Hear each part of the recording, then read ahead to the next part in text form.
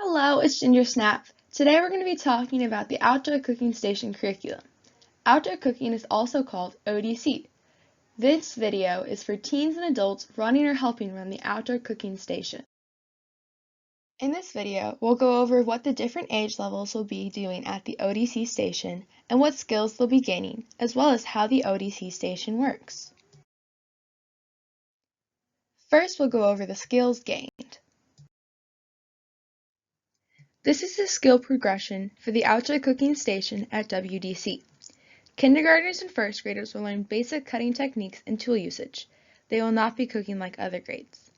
Second graders will gain knowledge about propane stoves and use them to cook something. Third graders will acquire skills on how box ovens work with charcoal. Fourth graders will use foil packets or skewers with charcoal. Fifth graders will learn about and use Dutch ovens. Sixth graders will make something using backpacking stoves. The boys unit will have a hot dog roast.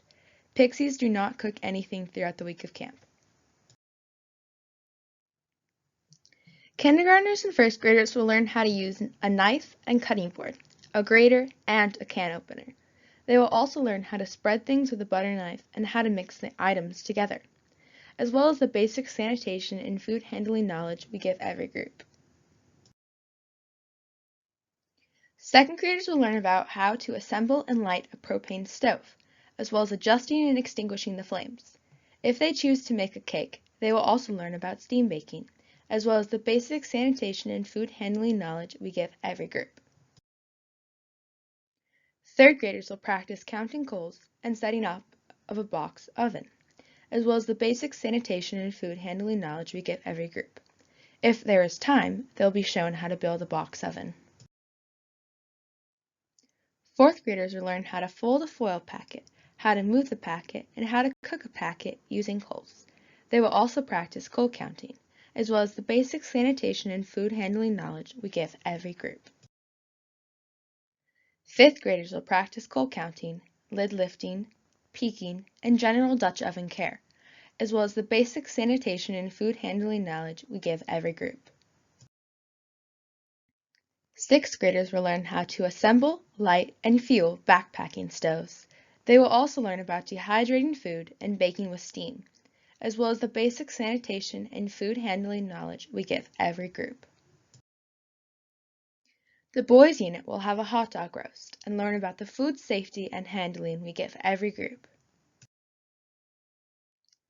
You're probably wondering how the charcoal management game works, as well as how to light a charcoal chimney. First, the girls will play the charcoal management game. This consists of the girls putting on hot mitts and using tongs to move cold coals from one pan to another pan. After the game is complete, then the girls can start setting up and lighting the charcoal chimneys. As the girls get older, they can have more responsibility with this. If you do not know how to light a charcoal chimney, you can watch our other outdoor cooking video. Here is a simple chart about briquettes temperatures and how to place them.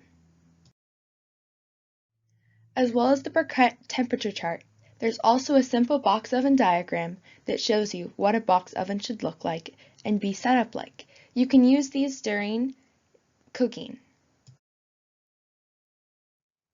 Next, we will go over sanitation and food handling at WDC. This should be taught to every group that comes to the ODC station. What is a contaminant? A contaminant is anything that could cause harm to someone. This could be germs, bacteria, virus, a cut on your hand, or any and all food allergens. Where do contaminants come from? Contaminants come from hand to food, which is a cut on your hand or just germs, food to food, food touching other food, or equipment to food, touching equipment that was used for something else, to new food. Why should you prevent contaminants? Contaminants can cause illness and allergic reactions. How do you prevent contaminants? One key is hand washing. Washing your hands with warm water and soap washes bacteria down the drain. When do you wash your hands? Always wash your hands after touching raw meat or poultry. Also, wash fruits and vegetables under cold running water before eating them. Safe serving to prevent contamination. Do not use the same utensil for multiple foods. Do not butter bread, then put the knife back in the butter. No double dipping. Don't eat a carrot and then dip it back in to a shared dip. Do not lick the knife, then put it back into the jelly. Another key is safe stowing and storage. Put backpacks on the floor, not on the counter. Where has the backpack been? Cooked food should not be put on the same plate that held raw meat or poultry, unless the plate has been thoroughly washed. Nuts on a salad. Taking the nuts off the salad does not eliminate the contaminant. The salad has already been contaminated by the nuts. Do not leave leftovers on the counter for more than 2 hours. They might spoil. Don't taste raw ingredients. Eating homemade cookie dough is not safe because it may contain raw eggs. Food storage and temperatures for cooked eggs, meat, and more. Food cooking temperatures for eggs, meat, and more. Safe cleaning. When you're done cooking, clean the kitchen. That means wipe up spills, place utensils and bowls in the dishwasher, clean pans, and put ingredients away. Wash hands immediately after eating or touching food to keep from spreading contaminants. Keep in mind waste management and recycling. Finally, we will go over how the ODC station works. Each unit except the Pixie unit and Boys unit will get a packet on Monday from the ODC station. The packets will show the different items that they can prepare as a unit when they visit the ODC station later in the week. All units should vote on what they want to make and report the winning item to the ODC station so that the kitchen can buy the correct ingredients. When it comes time for the units to cook or make the chosen items, the leaders of the station will aid in teaching, preparing, and making of the items.